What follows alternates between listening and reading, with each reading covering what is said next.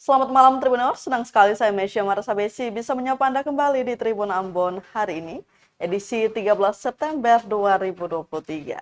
Di mana sejumlah informasi terbaru dari kota Ambon dan sekitarnya akan kami hadirkan untuk Anda. Kita mulai dengan berita pertama. Tribuners, belasan motor knalpot racing terjaring razia yang digelar Polsek Nusa Niwe. Belasan kendaraan bermotor roda 2 yang menggunakan knalpot racing terjaring razia yang digelar aparat Polsek Nusa Niwe Rabu 13 September 2023. Razia digelar tepat di perempatan depan pos polisi Benteng, Kecamatan Nusa Niwe, Kota Ambon. Pantauan tribunambon.com sekitar pukul setengah 5 sore di lokasi terlihat belasan motor yang menggunakan knalpot racing diamankan aparat. Para pemilik kendaraan dimintakan untuk mengganti knalpotnya dengan knalpot standar. Para pemotor yang tidak mengenakan helm pun ditertibkan. Mereka diimbau untuk kembali mengambil helm sementara motornya dijaga petugas. Kapolsek Nusa Niwe Ibtu Johan Anakota mengatakan, razia dilakukan karena banyaknya aduan masyarakat yang merasa terganggu. Dijelaskan masyarakat sangat terusik oleh suara knalpot racing saat waktu-waktu ibadah. Dikatakan pada razia sebelumnya, aparat masih memberikan toleransi tetapi tidak lagi untuk razia kali ini. Sementara knalpot-knalpot yang disita akan dimusnahkan oleh aparat kepolisian. Terpisah dari itu, Tribuner, salah seorang warga Kelurahan Benteng, Monapati, turut memberi apresiasi atas kinerja Polsek Nusa Niwe.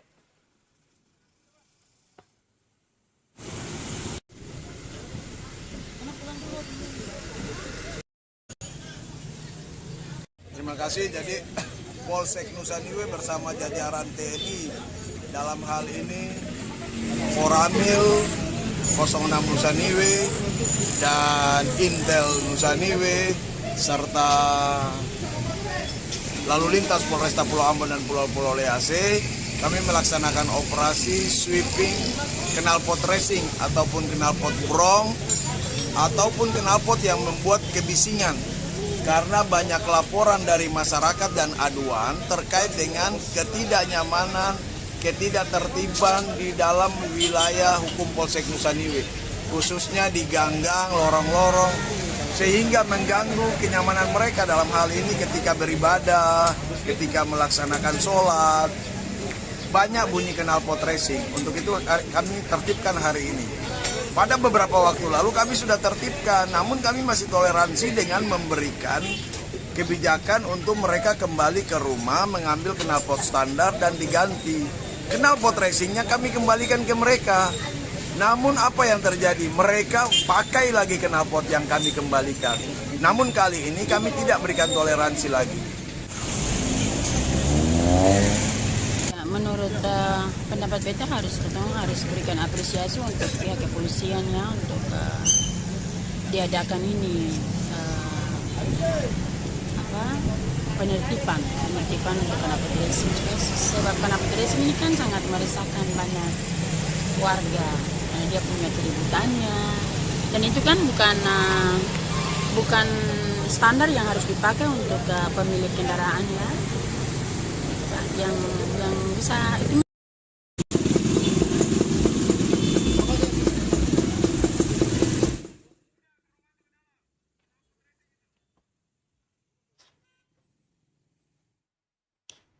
Kita ke berita selanjutnya, Tribuners, Bupati Taher Hanubun nikahi korban ruda paksa. Ketua Komnas Perempuan sebut itu modus terlapor menghindari tanggung jawab. Terlapor Bupati Maluku Tenggara Taher Hanubun dalam kasus dugaan kekerasan seksual dikabarkan telah menikahi korban. Menanggapi itu, Ketua Komnas Perempuan Andi Yentriani mengatakan banyak pengalaman penanganan perkara yang berakhir dengan pernikahan.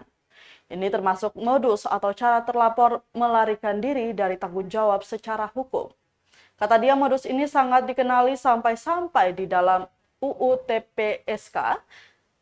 Pasal 10 secara eksplisit menegaskan gelagat ini sebagai bagian dari tindak pemaksaan perkawinan. Untuk itu, jika ditemukan ada indikasi cukup kuat untuk menghindari proses hukum, maka kepolisian dapat menggunakan pasal pemaksaan perkawinan. Tentu dorongan utamanya ialah pihak kepolisian memeriksa laporan pertama dan melihat kemungkinan terjadinya pemaksaan perkawinan.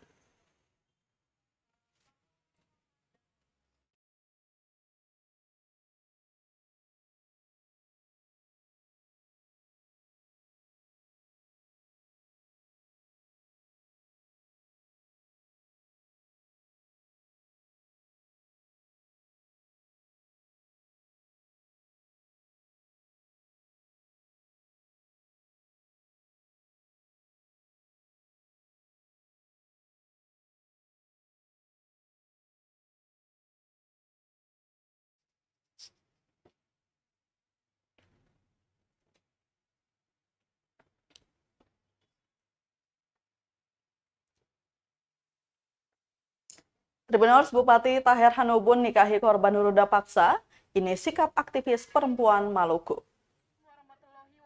Terlapor Bupati Maluku Tenggara Taher Hanubun dikabarkan telah menikahi korban kekerasan seksual pada Jumat 8 September 2023 di Tual. Menanggapi itu, Gerakan Bersama Perempuan Maluku atau GBPM dan Jaringan Masyarakat Sipil atau JMS mendesak Polda Maluku berkoordinasi dengan Kapolda Metro Jaya untuk melacak keberadaan dan lindungi korban dari intimidasi pelaku.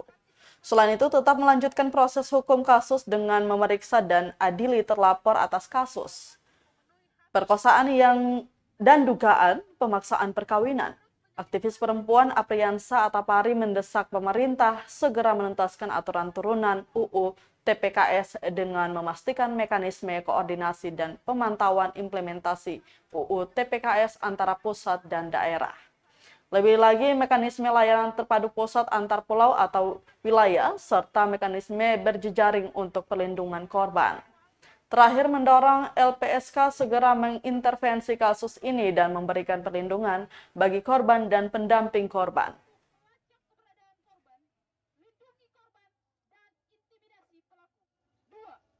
Pihak kepolisian Maluku tetap melanjutkan proses hukum kasus TSA, segera periksa dan adili Bupati Maluku Tenggara Taher Hanubun atas kasus perkosaan dan dugaan pemaksaan perkawinan. Ketiga, pemerintah segera menuntaskan aturan turunan Undang-Undang TPKS dengan memastikan mekanisme koordinasi dan pemantauan implementasi Undang-Undang TPKS antara pusat dan daerah, mekanisme layanan terpadu pusat antara pulau atau wilayah, serta mekanisme berjejaring untuk perlindungan korban.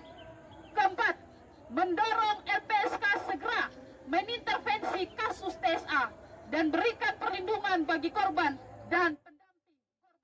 Serta mekanisme berjejaring untuk perlindungan korban. Keempat, Laporan kasus kekerasan seksual Bupati Taher Hanubun dicabut. Polisi sebut keluarga anggap itu musibah.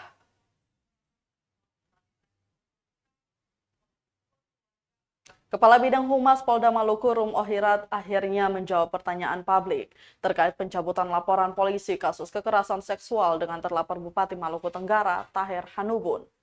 Katanya surat pencabutan laporan diterima kepolisian sejak hari Rabu 6 September 2023 atau kurang dari sepekan pasca laporan diterima Jumat 1 September 2023. Meski laporan telah dicabut, penyidik di Krimum Polda Maluku tetap melanjutkan proses hukum. Mengingat tindak pidana kekerasan seksual atau TPKS tidak bisa diselesaikan di luar pengadilan. Namun dalam prosesnya, Rum mengaku aparat banyak mengalami kendala yang datang dari pelapor. Bahkan kini keluarga dan korban sudah tidak diketahui keberadaannya.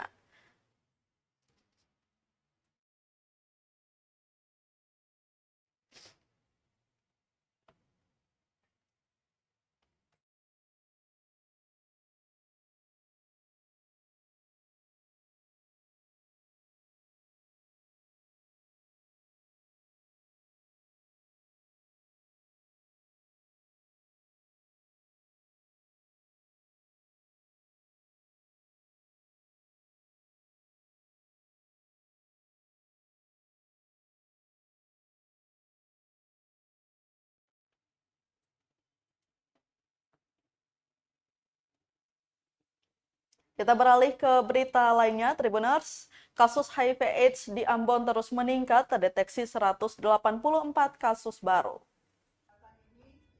Dinas Kesehatan atau Dinkes Kota Ambon ungkap adanya peningkatan kasus human immunodeficiency virus atau HIV dan acquired immune deficiency syndrome atau AIDS. Kepala Dinkes Ambon, Wendy Pelupesi, mengatakan berdasarkan data terakhir yang dirangkum per Januari hingga Agustus 2023, terdeteksi ada 184 kasus baru. Dikatakan total angka kasus tersebut sudah dipilah berdasarkan instruksi Wali Kota Ambon. Untuk yang berKTP Ambon ada 94 orang, dan yang tidak berKTP Ambon ada 90 orang. Lanjutnya, semua pasien penderita HIV/AIDS kini tengah ditangani Dinkes Ambon. Mereka diobati dan dipantau untuk perkembangan kesehatan masing-masing penderita.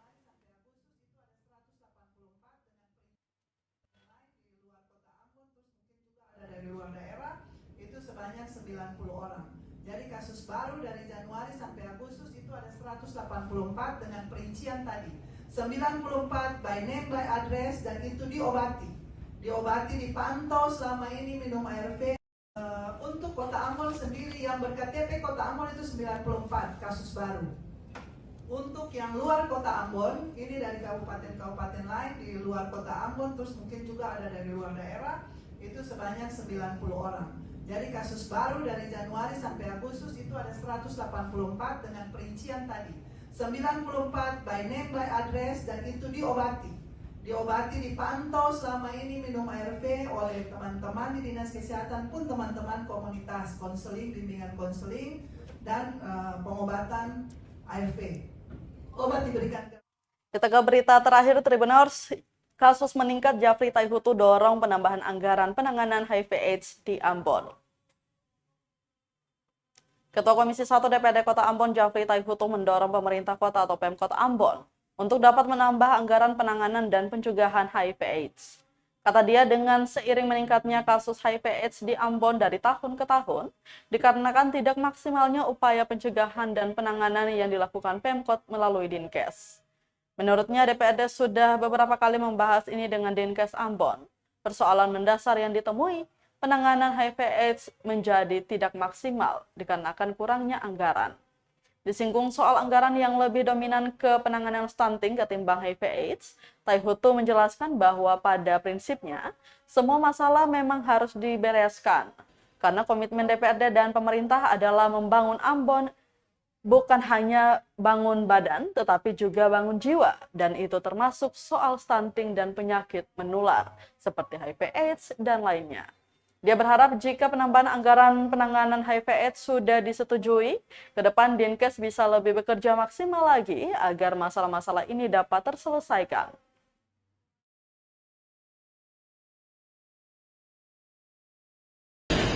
Bisa memunculkan sebuah perspektif yang baru untuk kita jalan secara bersama-sama. Karena selama ini kan kita sebetulnya lamban karena dulu kan ada peraturan tentang HIV/AIDS, bahkan ada perkadanya, peraturan wali kotanya. Tapi kita setara tempat dan fenomena belakangan baru pemerintah kota gencar lagi kan. Atas dasar itu dari banyak percakapan dengan mereka kemarin dalam rapat, ke depan kita akan gandeng mereka, akan juga gandeng dinas, akan juga gandeng NGO lain sehingga pendekatannya sangat komprehensif.